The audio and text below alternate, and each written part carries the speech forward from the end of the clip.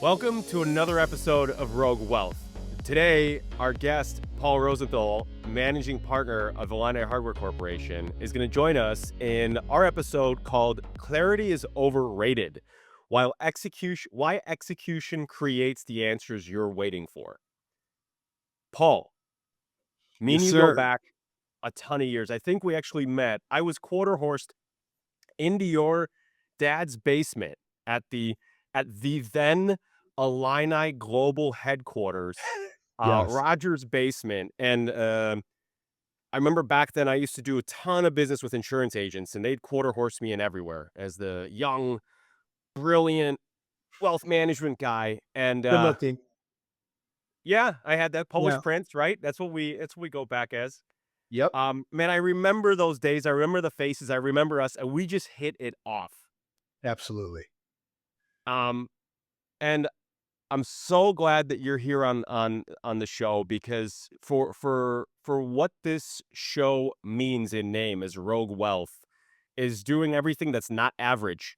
And the reality is, and we just discovered this and we've confirmed this year over year over year, you know, almost over two-thirds of family-owned businesses die generation to generation. They just cease to exist. They fail. And that's just the average thing to do. Really what I want to spend my time with you is unpacking everything that you guys have done and that you continue to do to survive and thrive in in an industry and serving an industry, commercial real estate, that we've heard for the last 10 years, like, oh, sucks. It's going to be done. Nobody's ever going to the Yep. office again. And yeah, so here we are. Yeah.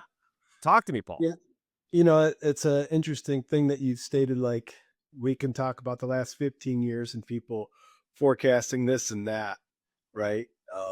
Talking about, oh, what's next year going to bring? And, oh, it's going to pop. It's going to do this. And I think at the end of the day, I've always said, I, we just always felt like if you work hard enough, there's going to be a spot for you. Right. And to go back on meeting, right, for the first time back in the day in this cinder block walls of of Illini Global headquarters. I think I think that lesson there um, will serve you forever. Like, you don't dismiss the good energy when you know it. And harnessing that throughout your years of just wisdom and living and failing and succeeding is like, follow the good energy. Surround yourself with people that like style energy. I think it's undervalued, and I think it's a good reason why we're here today. To be honest. So you've slept in your parents' basement before, but you didn't wake up in global, Illini Global HQ's business, right? I mean, you were doing something totally Correct. different, and the business was around before you were, and then you kind of had to make a forecast in your life, and you had to figure some shit out. Yep. Walk me through that story. Yeah. I mean,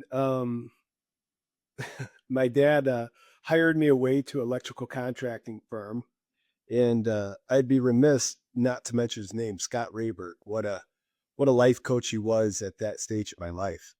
Um, and I did the electrical contracting deal for I don't know, about 9, 10 years, which I still proudly hold my license to this very day. Um, did some monumental things during that time, and then oddly enough, was playing some semi-pro football at the time and shattered my ankle and had many surgeries. And coming back from that and climbing ladders, I just at one point I sat back and I was like, well, I know I want to do something. I just felt like I was bigger than what I was doing at the time, although I loved the trades. Fantastic trade, by the way. Uh, I just knew it wasn't going to be in that. And I didn't know what it was.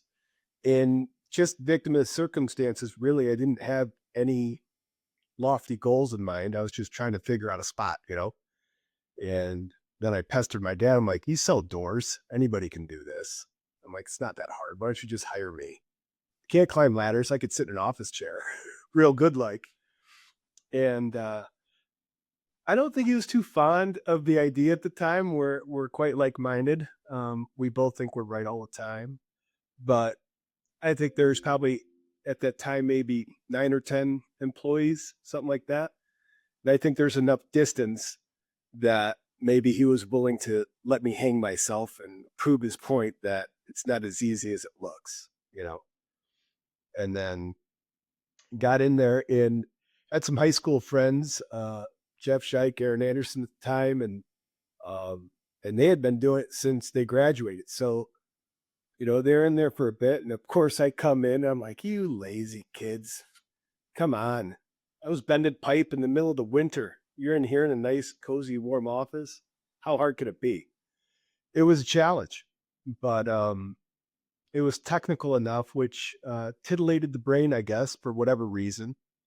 I mean, we joke around a lot about how miserable this industry is, but it does it checks a lot of boxes for me um, in very odd ways.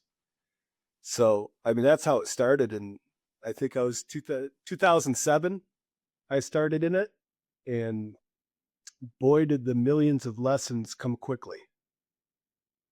Yeah, I mean, 2007 was that first. I mean, I still have clients who are like, "Remember that recession from back then? I'm still recovering from it." Which is funny, right? I mean, recency bias. It's so long ago, but what a perfect time to be at the top of the roller coaster and get and switch careers and effectively take over a business or participate in one. Yeah, yeah, absolutely. It's interesting to look back on it now and realize how much I didn't know, right? Ignorance, cockiness, all of the things, and then how we got through it.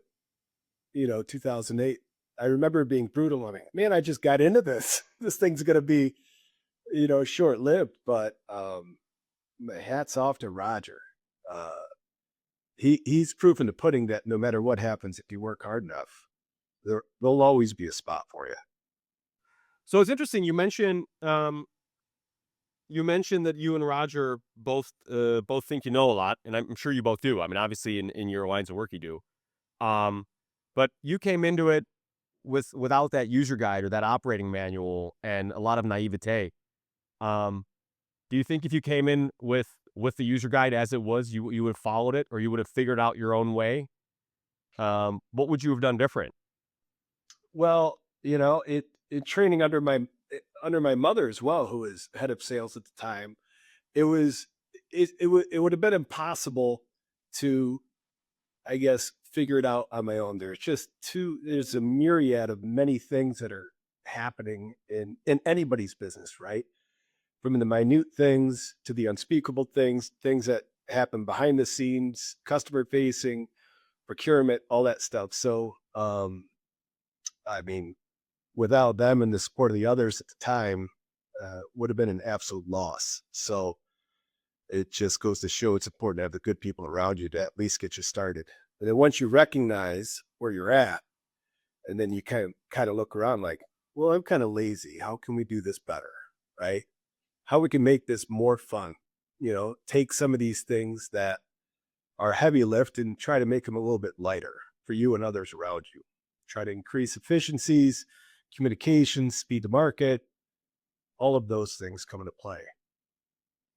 So, The word unspeakable shows up in the family business space that we serve all the time, and there's two meetings. There's the meeting in the living room, and there's the meeting in the boardroom. And the meeting in the boardroom is the one for everyone to hear, and then the meeting in the living room is the one that's unspoken, but that's where all the stuff happens.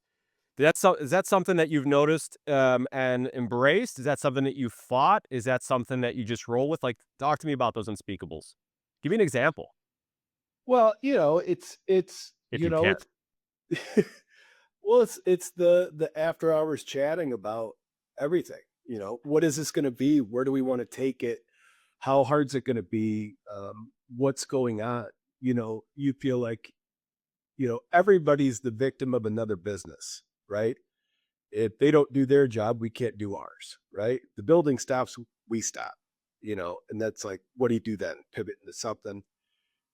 Everybody can say that, right?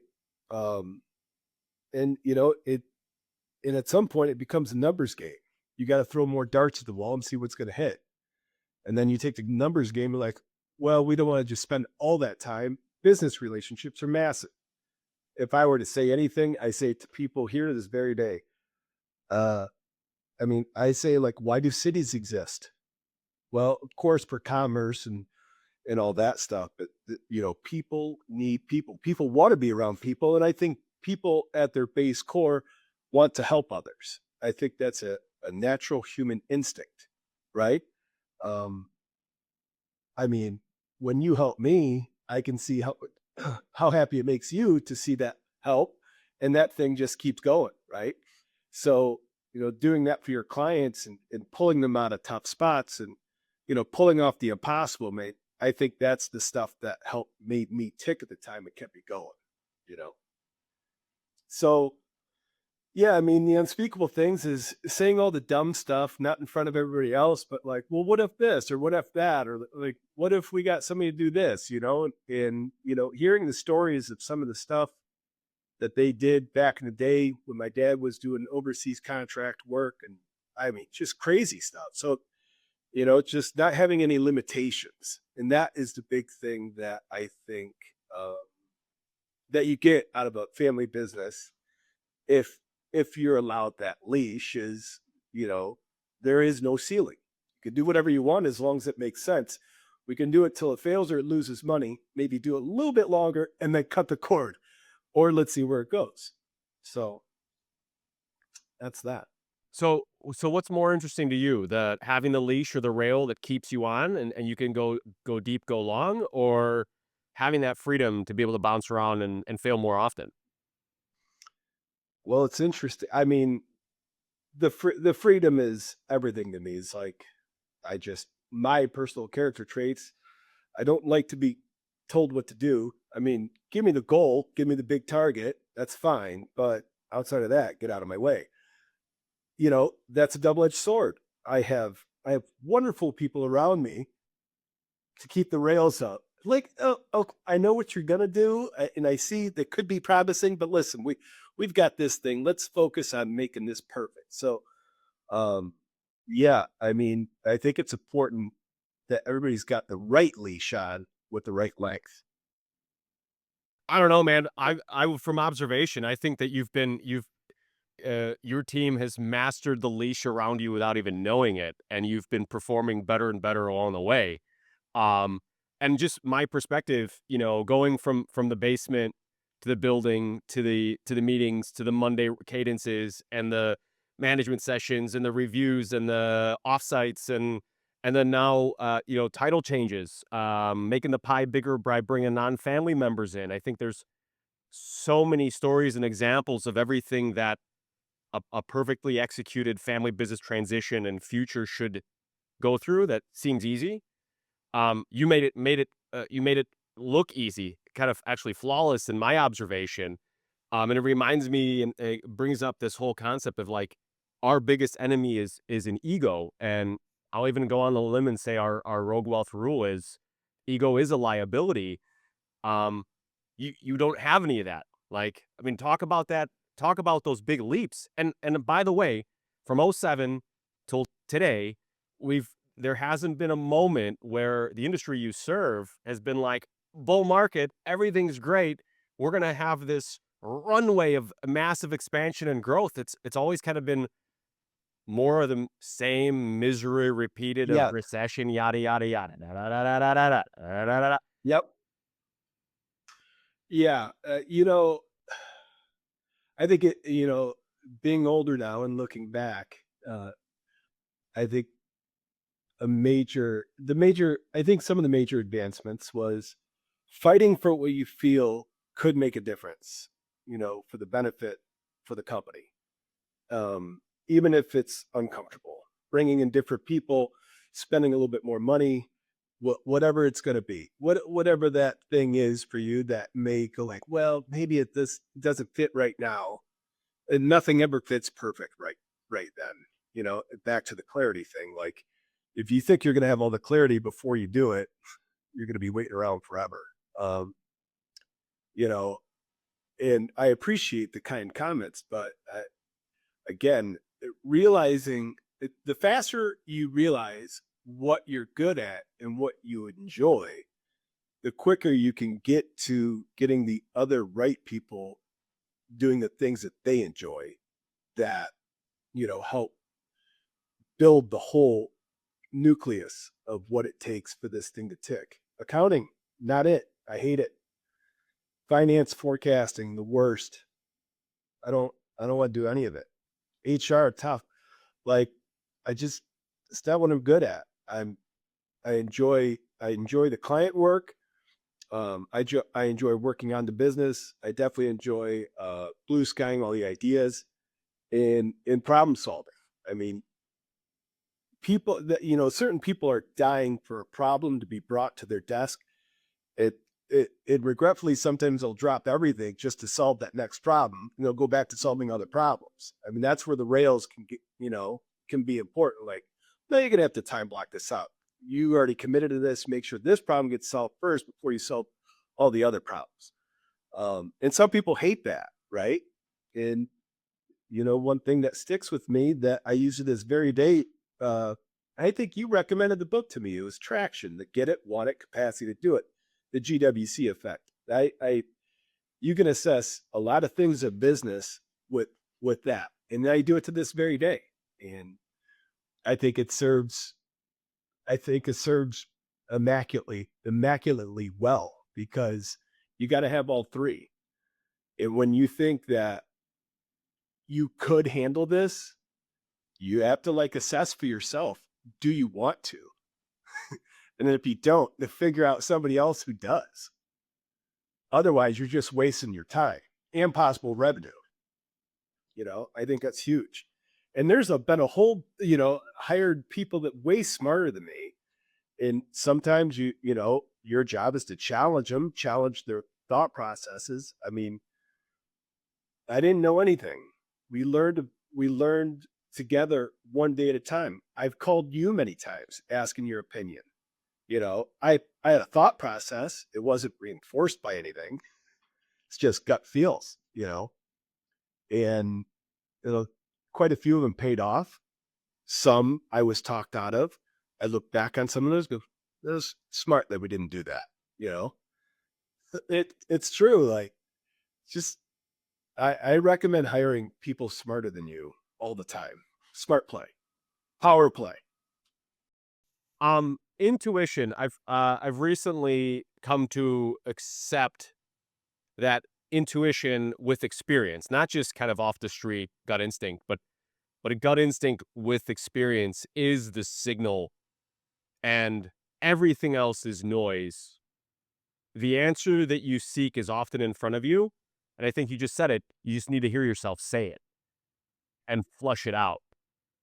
Um, have you seen that develop as a skill or talent since '07 when you had 10 people and it was kind of a basement operation to now like a beyond legit large organization with Unbelievable. processes and all that stuff? 100%. It's so crystal clear now as compared to yesteryear. Like, it's it's like anything. It's like once you know that skill of being able to go, yeah, we're gonna have to carve that out. Before, you worried about onboarding somebody else, like it's a whole nother salary, and then you got all the back end pay through the company, and you used to like hesitate all the time, like, I can do that. I'll just work a few more hours. I'll just be able to do this. You'll struggle through it. You'll hate it. But that's what you do as a small business owner. You do whatever it takes. And then once you realize that the whatever it takes is, doing it, with some education, some forethought, and some planning. And even if you don't want to do all of that, you know, get somebody, talk to somebody, even if they're not on staff, get some opinions, see how they would handle it. I do that all the time.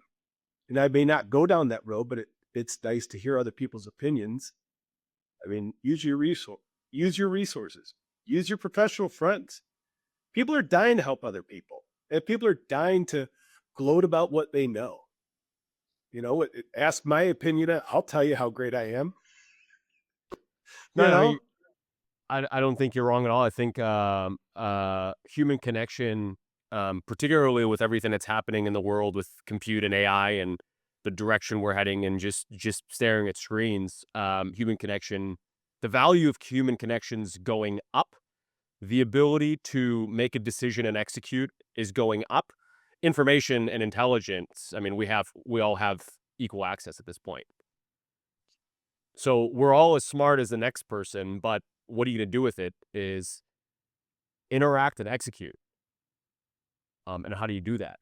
And then you were talking about culture. I mean, you go on about your team all the time. I think you have a great team. I love your people, but that culture piece in your industry, because of the highly technical skill and the tough to download aspect of it, like walk me through that. How do you identify somebody that loves to do the things that you don't love to do, but are as, if not more important? First off, you got to ask them, you know. But then, it's so interesting if you look back on every interview, and I don't do all the interviewing, but I have the meetings about the interviews and the upfronts, and then the 3 month later, and then the 6 month, and the 1 year, and you look back on all that stuff, and you sometimes like, oh, could have saw that a mile away, no problem. That's exactly what they said that they were interested in, right? Or you go, you said this, we set you up with all that, and it appears to not be as fruition as you thought that it might be, But you got to give we're all just trying our best, you know. Everybody who wakes up every day puts their pants on one leg at a time. We're to go out and try our best. We hope that you do. And if you're not, I pray that you go find something that you try your best at, because we only got one shot at this deal. I got off track though, but yeah, how well, it's interesting you bring that up. I think that's a constant moving target, and you have to give people an opportunity. Um, I think opportunities are important. You can interview, and then we got where the rubber meets the road. Can you do these things? And this this type of work is it's extremely difficult. It's very technical, then it's sales, and it's very confusing to try to explain to somebody. You're going to be doing basically data analytics, and then having to know a million different pieces of product, and don't screw any of that up, and make sure when it all gets put together, regardless of what all these other people said, you still have to be liable and make sure it's right. Like, it's just it's an impossible ask, but you try your best. And then you have to be good at communications, right? So you got to be good at data, and those people sometimes don't do too well with customer facing and the back and forth and jumping on the phone. And it's so deep that you can't just hand it off to somebody. Like, the case file would be too big. Somebody would need a whole nother week to digest it just to go on. So you know it's people develop, and you give them one chunk at a time. So as you're describing it, I'm thinking of like an actuary deep in the numbers finds a problem and then just is able to switch over, pick up the phone, call the PM on the ground and say, "Hey, Paul, what's up, bud? Like, hey, I found an error in line 3, da da da da." It's that ability to bounce between those two skill sets Yes. on the fly. Yeah. And then contact all your vendors and have relationships with them, and try to get all your pricing together, and dealing with custom applications. And it's kind of a moving target. I love it. And so you mentioned earlier forecasting's challenging and it is what it is. And I agree, forecasting's tough and it's not worth it. But it is. There's this it's not forecasting as much as knowing and trusting in yourself and your team, obviously, and your collective ability and having some sort of foresight. But when you come out and I think year over year over year over year, you folks have been growing and growing and growing and growing. Um, and with that come pains, and with that come opportunities in tech and new investments and new offshoots and acquisitions and all those things. How do you throttle? How do you throttle like your dangerous confidence with the reality of the challenge of the business and fighting the statistics? Like I said, only a third make it. I think you've made it more than enough, but how do we keep pressing without breaking somebody? Yeah, man. Questions, lots of questions. Like, I mean, I didn't know what I mean, I knew what an ERP system was by definition. I'm like, do we really need to spend all this money on this system? We've gotten this far along with it without it for decades, right? Oh, you And need an ERP, you dude. know, ERP's the Kyles, extremely the important. Robs, I'm like, well, they say we need it, and I mean, I dumped 100 grand on a piece of software that we ended up throwing in the garbage can at one point too. So I'm like, all right, well, I did that and that didn't work. So you guys seem pretty confident in this, and now that I see the workings of it and what it does for a business, I mean, that's another thing. Like if you don't have people to get the money right, you're dead for day one. Like I I think, especially, you know, obviously I didn't build this thing. We I assisted in taking it to another level. Uh, my dad was definitely the heavy handed and he paved the way. He walked so we can run for sure. But yeah, like those types of things.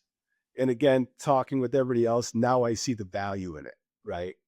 And tying the technology to, well, when you're moving, as you get bigger and you're moving more money and you're understanding all the banking and what you're going to do, that becomes a big deal because the checks get bigger, the accounts payable gets bigger.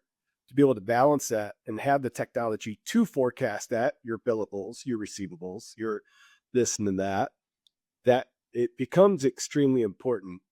And it's important to have the people who know how to pull those levers to get that data to twist for you. But then you got to be smart enough to ask the right questions to make sure that you could digest it. I mean, if it's great if they have it, but if you can't be educated and knowledgeable enough to be a part of it, then you might have some other problems that you're going to be What dealing with. now are you referring that your money guys and your money team has it, or that you get it? You get that summary that they're giving you, like, okay, I know exactly where we're at. Correct. Yeah. So they're managing all that, and I get the summary, and I we're not so big as to where I mean, I know everybody in the building. We're not that big, but I have a pretty good idea of where things are at. But it's surprising. I'm like, oh, I didn't even know that we were doing that job. We're at that stage. So, which is weird, because when you're coming up, you know everything about everything going on at all times. So, yeah, getting those digestible reports, I think is it's massive. It helps you keep a thumb on it, and I don't like doing any of that stuff. And understanding that you don't have to do that stuff is important.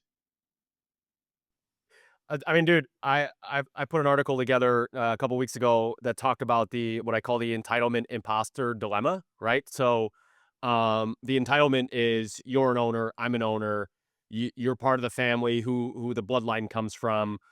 I'm setting those roots for my kids and so on and so forth. So that's the entitlement. They've got it made. They show up. They have it its own, whatever.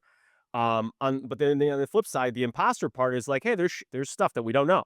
I mean, you just came up with a perfect example. I didn't even know we're doing that business, right? Or, in my line of work, we've gotten big enough that I miss certain events at client households. Like there's just between kids and grandkids and third and fourth and fifth businesses and real estate and all that stuff. My team handles it, and I just don't know. Um, there was a time where I kind of struggled between the entitled and imposter. Like I just don't know. But now it's like, hey, I've got great people around me. Um, everybody's there doing the thing they love, running this thing. I don't have all the answers, and I'm not going. You don't want me to. Was there a time where you struggled with that? If you ever did? Yeah, yeah, absolutely. You know, there are so many years of knowing every intricacy of things, knowing every process. I couldn't dream of a day that I didn't know of the process. I felt like I felt like I had a hand or worked with, other people to develop the processes that got it. We have so many processes now And Was it now process I for the know, process? right, they're doing meetings on this thing that I'm not gonna be a part of. And under like, at first, I'm like, "Why wasn't I invited to that meeting?" You know? And then I'm like, "Do they not want me there?" No. They realize that I don't need to be there for that, you know? And that was a thing. I was just like, "Hmm, I should be in all the meetings." I hate meetings. Hate them. But, yeah. And now every time I walk back past the conference room, there's another meeting. We never had meetings. Meetings didn't occur for years. There were no meetings. That was get in your office and get to work. So, yeah. And when meetings started occurring, I'm like, this seems like a waste of time. And to me, like, we didn't do any meetings. I mean, if that doesn't speak to growth and trying to instill processes and disciplines, like, we went from no meetings to a lot of meetings. And for me, that was frustrating to watch. Because if you weren't contributing to the black, you're wasting time, right? You're not wrong. I mean, I hate meetings. I love an empty calendar. Um, but the question is, and say similar with systems, operations procedures, and all the other good stuff. The question is if the family owned business or a business owner in general, day one, right? They take over the business day one, and they just want to document everything and create a process for everything. Would they grow faster, or do they need to grow and then stumble into the processes? It's like, which one comes first? Uh, I think work comes first. Processes are results of things that need to get fixed. I couldn't imagine. Um, I mean, some basics, but even the basics, if the people can't figure out the basics, then we got bigger problems. Like, processes are really for scalable and trainable situations. Again, like, recognizing that if Joe knows how to do this just because this is what he's done, and it's off system, and you got to go to this back file, and you got to know this specific thing that if he gets hit by a bus, nobody would ever be able to figure out. You need a process. That's a problem, right? I mean, we have an ops guy, Kyle Vanderwerf. We got an ops. We never had an ops guy before. So how wonderful is that? I mean, he started off as an internal project manager, and I remember going, I don't know how this is going to drive revenue. Yeah. You know, this Yep. is just this is the thought process. Yep. And boy, what a fool I was. Oh, it's You amazing, know, isn't it? but I mean, I can't say I was a fool because I said, okay, let's try it. And boy, did I gain a respect for internal project manager, right? These big lifts that you wanted to deal with as a business owner, that the reality is you didn't have the time nor the capacity to get it done, right? So now we have a guy who is literally dedicated to processes, which I would have never dreamed would have happened. Well, And I don't think it's an entrepreneur's nature to have no, process, right? That's if anything, it's well, if oh, this is how it's done. Let's blow it up. Um, I mean, I think we talk about that offline all the time. If you're bored and nothing's broken, break something, yeah, or take a vacation. Last thing your team wants you to do is break something just for the sake of I'm bored. Let's try something. You know what I mean? I'm the owner's son. Look what I can Look do. what I can do. See you guys next week. I'm going to pick up my Yeah. caddy. Got that tax deduction. I mean, Yeah, but I mean, to see where this company has gotten with the right people in place, I mean, to see what they have up on screen compared to zero notes Paul. I don't have a pen and paper. I'm just like, I got it right here, right? Just give her the goal. I'll get there. Don't worry about how I get there, right? But I mean, they have an absolute catalog of references now. And that was all. I mean, why does the International Building Code exist? Why does the electrical code exist? It wasn't because they precursored and guessed at everything that was going to blow up or fail. The code is only there because people got killed, hurt, or buildings fell down. Right. So processes were driven out of a result of something that needed to be fixed or streamlined. No question. I mean, In my opinion. there's a book called The Checklist Manifesto, and it's I think if I'm probably butchering the two authors, but it was an airline like an airline trainer that prepares the manuals for how to fly airplanes, commercial airplanes, and I think a surgeon, and it was basically everything that needs to be done twice or that can be done twice should have a checklist, and there's a way to improve it over time, but the people that are doing it should just capture it. um, that's I mean, look, I totally agree and accept. I'm awful at that because I'm like, "Well, let's try it again. Oh, look, there's a rabbit over there." Um, I can't believe, like, I think the reality is if you give people an opportunity uh, to do some stuff that benefits a business, you will be blown away. You will be surprised. People are amazing. Given the opportunity, people do some amazing things. I've seen people come up with these things I couldn't dream of doing. And that is just like that incubation stage of like they saw something. And I'm like, hell yeah, that's badass. I think the reality is that bringing all those those are the value drivers of the business, right? I mean, the worst thing that you could do to your team and for yourself and for your family is that whiteboard or that digital screen that you said you have in your head that you don't need a whiteboard and a pipeline tracker. Like, yeah, you do. You're because if you get smoked tomorrow, I mean, that's it. The business is toast, and so's your team, and so's your family, and everybody loses. Yep. And that's another one of those things. I think that our shortcomings is who we are as entrepreneurs and owners. We also know what we need to do. Um, just don't do it. Well, we do it slow. I think that's the issue. Um, but for the majority of businesses, they don't ever do it at all. And which it's always been fascinating to me because the statistics are pretty much the same since forever. Yeah.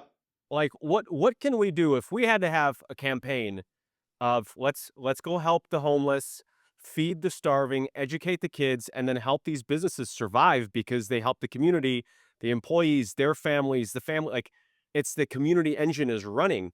How do we make a campaign around um capture the systems, capture the operations, capture the processes, and get everything out of your damn brain? It's not that hard to do. No, it time, time, effort, and energy. Yep, You that's what it know, comes down to. I think at least for me, I can only speak on my own behalf. I always felt like if I was doing this, that was a waste of time. I should be doing this because I feel like this is the most important thing right now, right? So whatever you feel is most important, you need to find those people who feel that way about the other things that the business requires to operate at a high level. And so going back to Kyle, your story about Kyle, you were in that like, hey, we got to go out and sell stuff, sell, install, sell, install. Kyle's like, hey, let's put it all together. You're like, nah, I don't need that. We got it all put together. Exactly. That's the disconnect you're talking about. Yeah. Yeah. A buddy of mine talks about overhead, and I'm like, well, you got to be careful with overhead because overhead is what keeps the roof on the building and puts it all together, right? It's more than just Yeah. an expense. Yeah. Yeah. It's, yeah.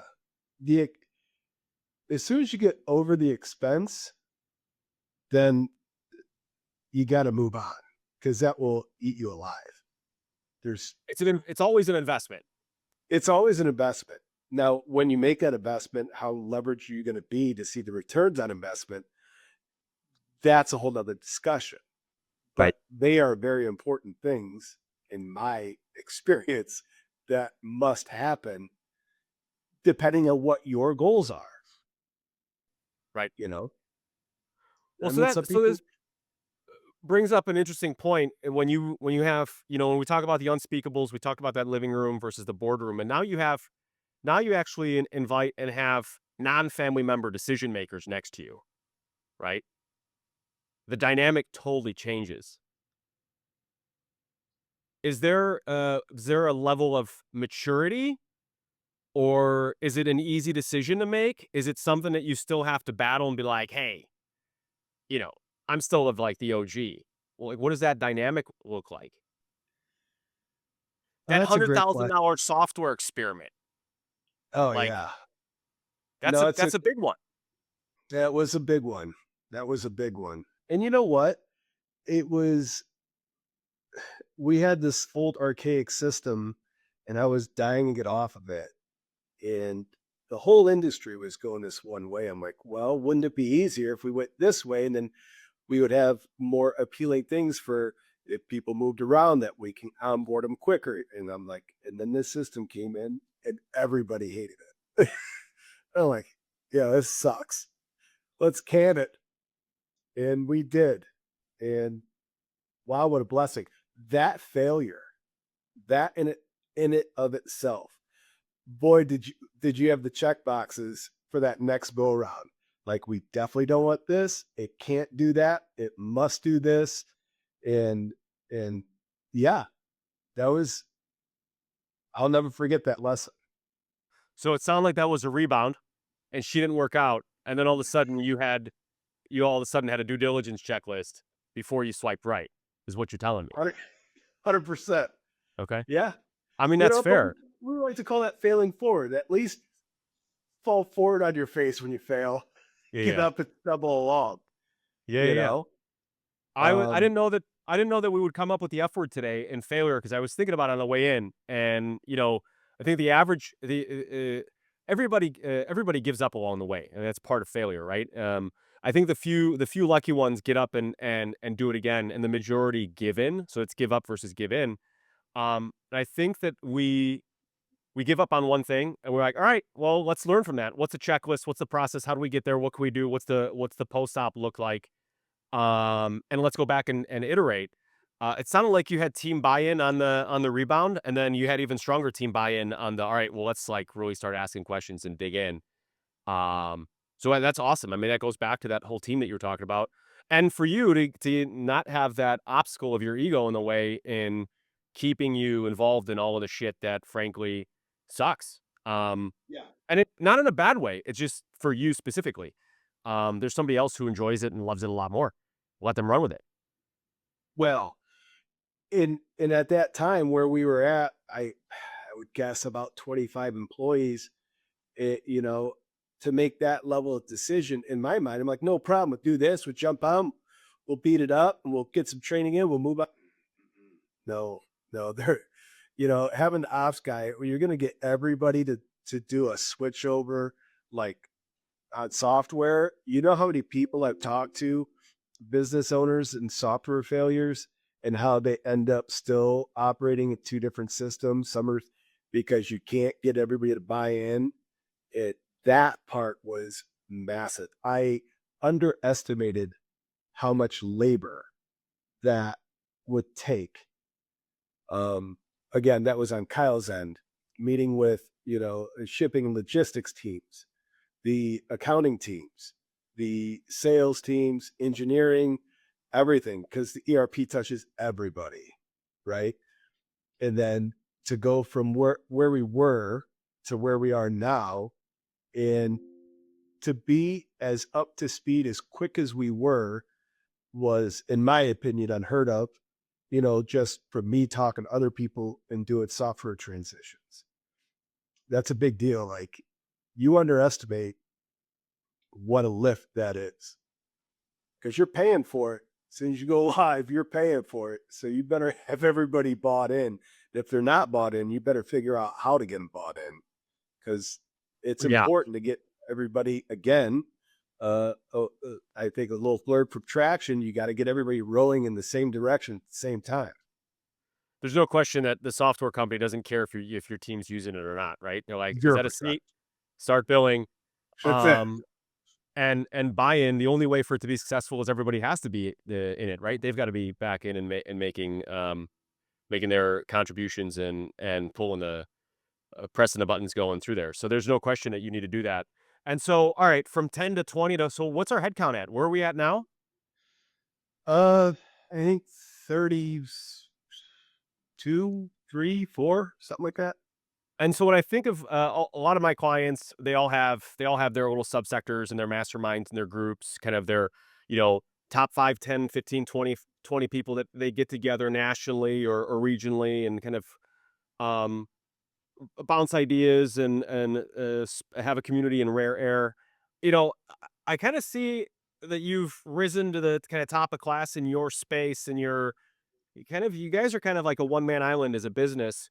Um, I'm not to say you don't have competitors, but it doesn't seem like you have competitors. You guys are on in your own space, and I think that that's a Oh, an yeah. aspirational gift.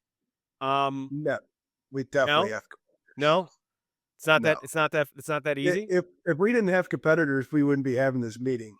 I'd be on a private island sipping juice. Yeah. All right. No. Competition's real. Um, and the competition's big. That's truth. Um, yeah.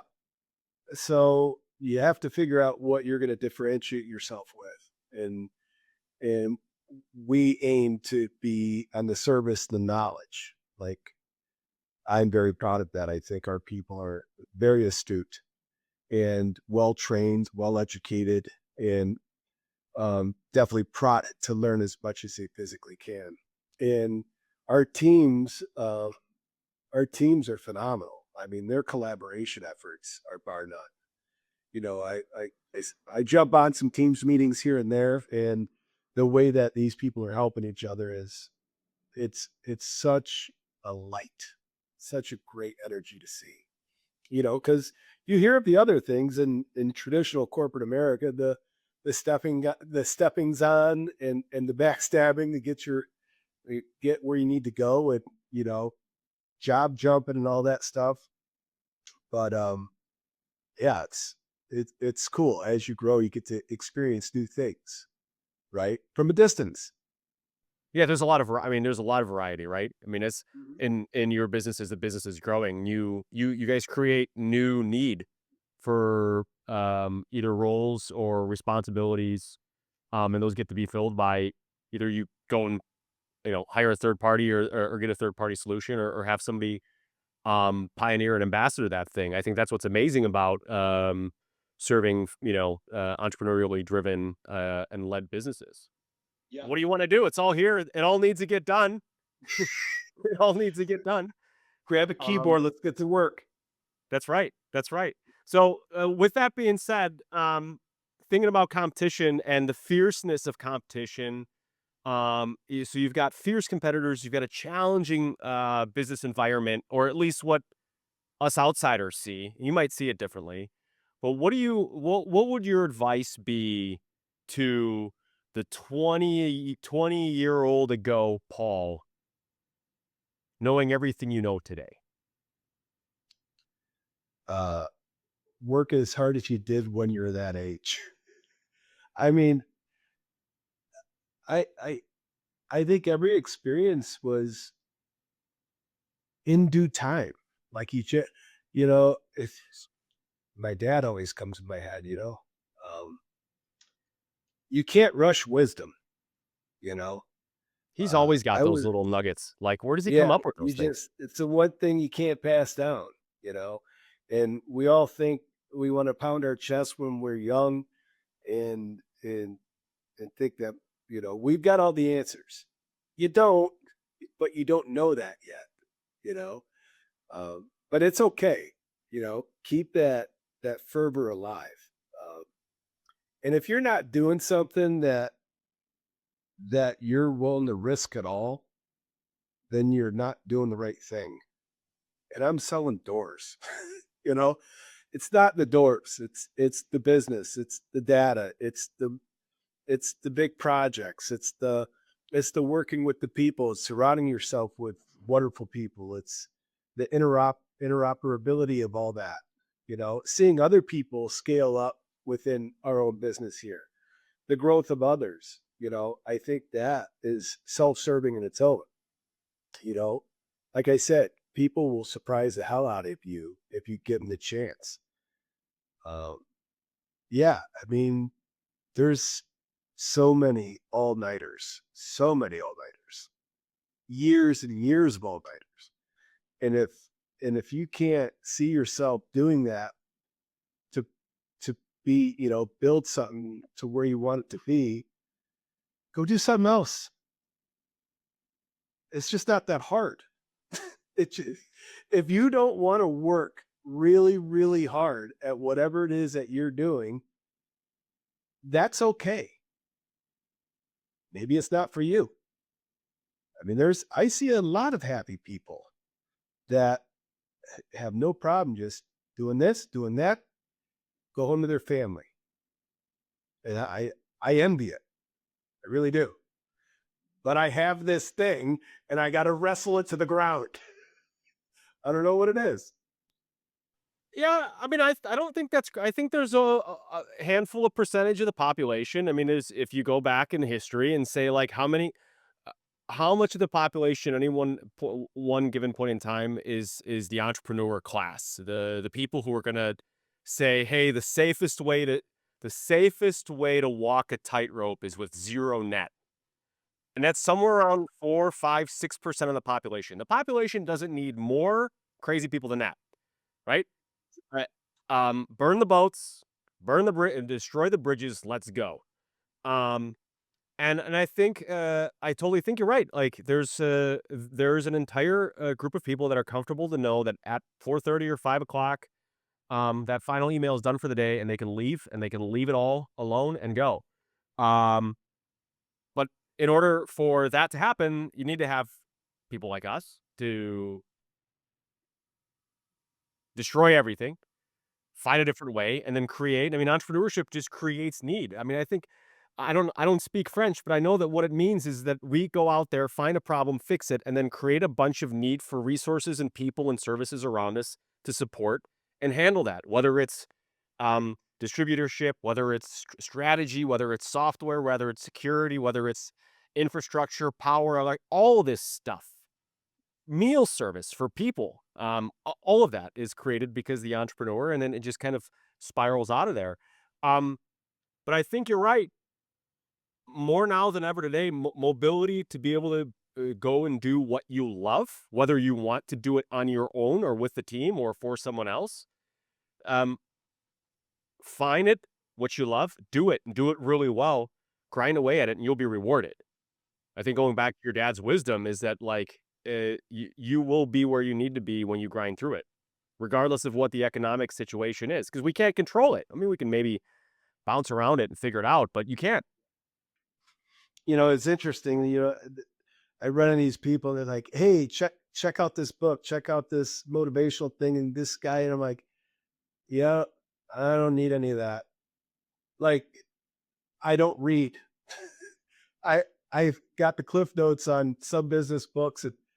And I think some people in the beginning want to look to outward validation of what they think they should be dreaming about, right? Of what maybe a few years down the road might have entail for them.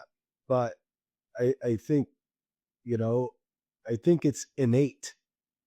If you find a thing, I don't care what it is. I don't care if it's fencing, putting in mailboxes. If you love it, if it's sweeping floors, sweep it better than anybody else. There's going to be a spot for you, right? If you just outwork everybody else in whatever it is that you're doing, eventually I strongly feel you're going to find some success in it. If anything, it's going to make you happy. But I think that goes back to the title of this episode. I mean, clarity is overrated. I think reading the book Couldn't agree more. I believe most people do things is in a search for clarity before they make a decision, and that's exactly the wrong thing to do.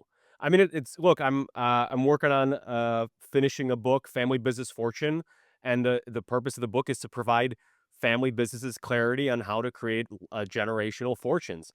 But at the end of the day, you have to make a decision and execute. Clarity comes later. But I'll go with the fact that the book sells clarity because it sells the book, right? It makes me popular. Um, but I mean, I think we were when our kids were skiing, we ran into there was a question and a debate about are we really having this conversation right now? We know what we need to do. we're gonna reinvest and grow in the business, not have to worry about other stuff. You're not gonna Right. get any more clarity. Just decide and do. Yep. Um, I think maybe that's what a lot of folks, and I think that's what the average wants. I think that what the average wants is everybody just be stuck, buying books, listen to tapes, or no, it's not tapes anymore. Knock it off. Yeah, You could be working. could be working. I Yeah, you it could be contributing to yourself. fail, fail, fail, fail, fail, and just Yep. keep getting up. And I always say there's a decision filter is really easy. If the decision's reversible, do it. If the decision's irreversible, fall back on your principles and then do Oh, it. very well done. Yeah. So, I mean, really, what's the downside? Right? You don't know until you execute. You have no idea. You will not find any more clarity. Clarity comes after the decision's made. And it might, sadly, of some decisions with a team hire, with dating or a marriage, it could take a long time till you figure out how to judge that the quality of that decision or you get any clarity. But it, Yeah. it does not come beforehand. Intuition can help you. Gut can help you. Some debate and some discussion, but this paralysis of mulling things over and reading another book and taking another course and thinking and talking about it. It's that one commercial about the guy who's gonna do his kitchen renovation, and it's like 9 seasons go by at the barber shop, and he's still talking about the kitchen renovation. Like, dude, just Yeah. do it. It's like my backyard. Yeah. Yeah, and obviously low cost type of decisions, right? But in business, that software situation you were dealing with, the decision to go for the software versus at some point, hey, this is not working, we got to cut it. Yeah. You could have dragged it on, and that $100,000 loss could have been a $2.3 million loss on just because of a poor outcome. You got Yes. to decide and just go on, and you'll get clarity later. So I love it, man. So how do people find you? You can't. I'm Can't. unfindable. You're No. unfindable. We we Uh, we wanna how do your competitors find you when they're like, "Man, we wanna do what you're doing, and we want you for a day rate to consult us." I think they're doing just fine. Yeah. But go ihc.com. That is our company web address, and all of our contact information, and our amazing team is on there as well. And yeah, architectural openings, access control, um, complicated solutions, what we do. You uncomplicate the gateway to new opportunities, AKA Right. doors. You wouldn't think doors, you go, how many doors you go through every day? A few. I don't know, what's the stat on that? Nobody ever thinks about it, but there's anybody in this industry would agree there's a lot that goes into it. Oh, I'm sure there is. Yeah, it's gotta be a thought out thing, right? You can't just put one in. Yeah, they say we're 2% of the project and 100% of the headaches. Hey, are there any words that you want to share? I know you mentioned Roger and Jody earlier on. I know those are very important folks to you. If you wanted to make any shout outs or any nuggets of wisdom you Oh, want to toss back at the old guard there. oh yeah. I mean, uh, Jeff Scheich for being by my side in the project management phase, and being a pinnacle of success on that side of the business, and Rob Feeney, our executive VP, CFO, uh, and Kyle Vanderwerf, chief ops, and bro, hanging, doing all the logistics things in the back. I could list everybody. I'm grateful for each and every one of them. Sarah Lauer killing it on sales with her team, and the list goes on and on. I could be here all day. I'm just grateful for the opportunity that we haven't burned it down so far. We got a place to come to every day, and have our laughs and get some serious work done. And listen, we're just trying to build America one door at a time. I love it. I love it. No, it's so much fun. I mean, we covered Paul. Thank you. We covered so many things. I think there's a ton of nuggets here on what the rare happy bunch that survives generation to generation does. What it looks like. It's not easy. Clarity doesn't show up with this simple operating manual. You don't just put it on a piece of paper and run through it. I appreciate you. Much love to you and your team and everything you folks are doing. Hopefully, we can do an episode part two when you do find something to blow up and it revolutionizes the way you do things. I'd Um, love to. so when you get a chance, Find and follow Paul, goitc.com. This is Kris Godlevich with another episode of Rogue Wealth. Thank you for joining and listening. Until next time, clarity is overrated.